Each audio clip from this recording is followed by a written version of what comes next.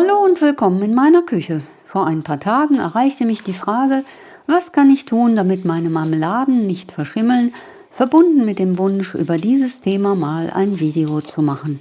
Diesem Anliegen komme ich gerne nach. Im Folgenden behandle ich die Themen Auswahl der Früchte, Herstellungsprozess, Lagerung, Allgemeines und Schimmel kann auch nützlich sein. Bei der Herstellung von Marmeladen sollte man immer nur frische und vollkommen einwandfreie Früchte verwenden. Schimmlige Stellen dürfen aus der Frucht nicht einfach herausgeschnitten und der Rest verwendet werden. Die ganze Frucht muss weggeworfen werden. Das Gift Mycotoxin breitet sich in der gesamten Frucht aus, was wir mit bloßem Auge allerdings nicht wahrnehmen können. Die Faustregel ist: Je wässriger das Lebensmittel, desto schneller und größer ist die Verbreitung des Giftes. Auch durch längeres Kochen, Backen, Trocknen etc. wird das Mycotoxin nicht unschädlich gemacht. Also immer darauf achten, dass man gutes Obst verwendet. Zucker wirkt konservierend. Je höher der Zuckergehalt, desto geringer ist also die Wahrscheinlichkeit, dass die Marmelade schimmelt. Da man bei saurem Obst, wie zum Beispiel Johannisbeeren, eine Marmelade im Verhältnis 1:1 kochen sollte, ist man bei säurereichem Obst, welches man auch lange genug kocht, das heißt so um die 20 Minuten, also schon mal auf der sicheren Seite. Wann man Marmeladen besser im Verhältnis 1:1 oder besser im Verhältnis 2:1 kochen sollte, erkläre ich in diesem Video. Wenn man aus welchen Gründen auch immer weniger Zucker verwenden will, muss man also auf der Hut sein. Eine mögliche Hilfe ist die Verwendung von Geliermitteln, welche zunächst einmal das Gelieren der Marmelade durch Erhöhung des Pektingehaltes vereinfachen. Des Weiteren enthalten sie aber auch Zusatzstoffe wie Sorbinsäure, die gesundheitlich unbedenklich ist und verhindert, dass Marmeladen schnell verschimmeln. Es sei aber klargestellt, Geliermittel machen bereits vorhandene Mycotoxine, also Schimmelgifte, nicht unschädlich. Wer jetzt unsicher ist, sollte sich gut überlegen und dann entscheiden, welche Aussage auf ihn zutrifft. Ich will auf keinen Fall Gift von Schimmelpilzen zu mir nehmen und nehme die Zusatzstoffe in Kauf. Oder ich will grundsätzlich auf jegliche Art von Zusatzstoffen verzichten. Ein jeder kann die Frage für sich selbst beantworten und jede Antwort ist okay. Ihr solltet das Video aber unbedingt zu Ende schauen, denn ich habe noch ein paar gute Tipps. Schon bei der Herstellung von Marmelade gibt es natürlich einiges zu beachten. Die Gläser müssen steril sein, bevor die Marmelade eingefüllt wird. Dafür gebe ich sie in einen mit Wasser gefüllten Topf mit einem Untersetzer oder Topflappen drin, ebenso die Deckel der Gläser sowie meine Einfüllhilfe und lasse sie mindestens 10 Minuten kochen. Sie werden mit einer Zange herausgenommen, denn sie sind heiß und die Finger nicht sauber genug.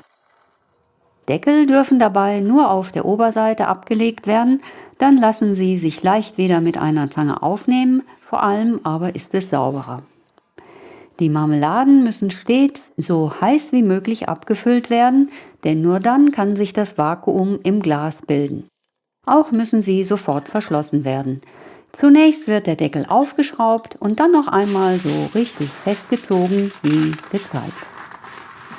Wer Zweifel hat, ob er schnell genug gearbeitet hat, kann die Gläser noch mal 5 Minuten in den noch heißen Topf mit dem Wasser geben und kochen lassen. Ein Vakuum entsteht wie folgt. Hitze erhöht das Volumen von Materie, also festen, flüssigen und gasförmigen Stoffen. Werden sie kalt, ziehen sie sich wieder zusammen und das Volumen wird wieder kleiner. In einem fest verschlossenen Glas entsteht dadurch ein Unterdruck, den man auch daran erkennen kann, dass sich der Deckel leicht nach unten wölbt. Wenn das Glas wirklich dicht verschlossen ist, kann keine Luft von außen nachströmen und damit auch keine Keime. Die Folge ist lange Haltbarkeit, denn jegliche Keime müssen draußen bleiben, wie wir hier beobachten können. Das heißt Konfitüre. Wie geht das aus? Ich komme nicht rein. Der Unterdruck gleicht sich beim Öffnen aus und das gibt das typische Geräusch. Deswegen dürfen die Deckel von Schraubgläsern nicht verbogen sein, sollten nicht verrostet sein oder Löcher haben und dürfen auch nicht zu oft benutzt worden sein, denn dann funktionieren sie nicht mehr. Man muss in diesem Fall in neue Deckel investieren. Vertrauen ist gut, Kontrolle ist besser. Nach dem Abkühlen teste ich ganz vorsichtig, ob die Deckel zubleiben, denn bei nur leichtem Kraftaufwand dürfen sie nicht bereits aufgehen. Ein weiterer Tipp gegen zu schnelle Schimmelbildung ist die Verwendung kleiner Gläser, denn dann kann man sich immer wieder ein neues Glas aufmachen. Welche Gläsergröße für euch die richtige ist, müsst ihr selber herausfinden. Man kann zum Beispiel nachwiegen, wie viel Marmelade man so auf sein Brot gibt und das Ergebnis hochrechnen, zum Beispiel anhand der Gelegenheiten und Personen, die im Haushalt sind. In diesem Glas sind 270 Gramm Marmelade, das sind ungefähr 9 großzügige Portionen à 30 Gramm. Falls man es dann doch nicht so schnell leer bekommt, wie man möchte, kann man sich einen leckeren Naturjoghurt kaufen und diesen mit der Marmelade verfeinern. Das geht mit jeder Marmelade. Heidelbeer ist lecker, aber auch mit Orangenmarmelade mit etwas Zimt gewürzt. Das schmeckt 100-mal besser als gekauft und man weiß, was drin ist. Ein weiterer Tipp ist, nach dem Öffnen des Marmeladenglases dieses immer, natürlich verschlossen, im Kühlschrank aufzubewahren, denn bei Temperaturen so um 8 Grad fühlt sich der Schimmel weniger wohl und wächst langsamer. Der Kühlschrank sollte selbstverständlich auch regelmäßig gereinigt werden, denn eine Schimmelspore kommt selten allein.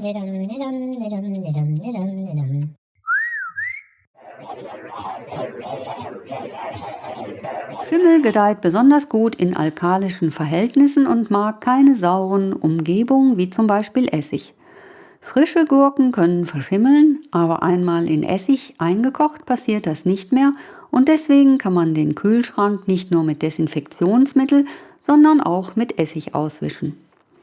Mein nächster Tipp: Wusstet ihr, dass Schimmelpilze auch noch bei minus 10 Grad wachsen können? Wenn ihr also so richtig auf Nummer sicher gehen wollt, dann lagert ihr eure Marmeladen bis zum Öffnen einfach im Tiefkühlfach bei minus 18 Grad. Bei Erdbeermarmelade ist das sowieso ein Muss, denn sie verliert leider sehr schnell ihre appetitliche Farbe. Deswegen wandert sie bei mir immer in den Froster. Der Einfachheit halber kommen die anderen Marmeladen dazu. Sie halten gefühlt ewig und büßen nichts an ihrer Frische ein. Wie wir Menschen auch, fühlt sich Schimmel in feuchter Luft und bei einer Temperatur zwischen 20 bis 25 Grad Celsius am wohlsten und gedeiht demzufolge am schnellsten. Allgemein sollte man dem Schimmel am besten erst gar keine Chance geben, sich breit zu machen. Komposteimer sollten jeden Tag geleert und möglichst desinfiziert werden. Vorräte müsst ihr auch regelmäßig kontrollieren und dabei gilt keineswegs im Zweifel für den Angeklagten, sondern im Zweifelsfall ab in die Tonne. Man sollte seine Küche vor allem trocken halten, also Geschirr idealerweise gut abtrocknen. Die Spüle ist nicht nur zu säubern, sondern auch trocken zu reiben. Und achtet auf die Ecken, denn Dreck geht immer in die Ecken, immer und überall. Das war der Merksatz meiner Mutter. Und man kann auch ruhig kochend heißes Wasser in den Ausguss gießen. Im Überlauf kann sich ebenso Schimmel bilden und es schadet nicht, auch ihn ab und zu mal spezial zu behandeln. Die Arbeitsfläche sollte jeden Tag gereinigt und anschließend trocken geputzt werden. Wenn ich sie desinfiziere, nehme ich immer nur Essig oder ein geruchsfreies Desinfektionsmittel. Und niemand darf auf meine Arbeitsplatte den Einkaufskorb stellen, denn von unten ist der Korb niemals sauber, da er beim Einkaufen immer unsauber stand und weiter möchte ich das nicht ausmalen. Die verwendeten Handtücher sollten zum schnellen Trocknen an den eventuell noch warmen Backofen oder auf den Balkon gehängt werden. Auch für ausreichende Belüftung sollte gesorgt werden. Das gleiche gilt übrigens genauso für das Badezimmer, denn auch von dort kann Schimmel über Sporen in die Küche ziehen. Und ja, es ist Arbeit. Mein letzter Tipp: schult euren Blick. Schimmel ist ein Teil des Lebens und gehört nun mal dazu. Aber lasst euch deswegen nicht den Spaß und die Freude am Dasein verderben. Achtet einfach ganz beiläufig grundsätzlich immer auf Schimmel. Das kann man sich angewöhnen. Die inneren Ränder von Marmeladengläsern sollten nach jedem Öffnen immer auf Schimmelbefall sozusagen abgescannt werden. Sich bereits im Laden die Obstpäckchen von unten anzuschauen, ist auch so ein Beispiel. Wenn es dort Schimmel geben sollte, sollte er euch nach Möglichkeit nicht entgehen. Wow, ich wusste gar nicht, dass man zum Thema Schimmel so viel sagen kann. Zum Schluss gibt es noch ein Happy End.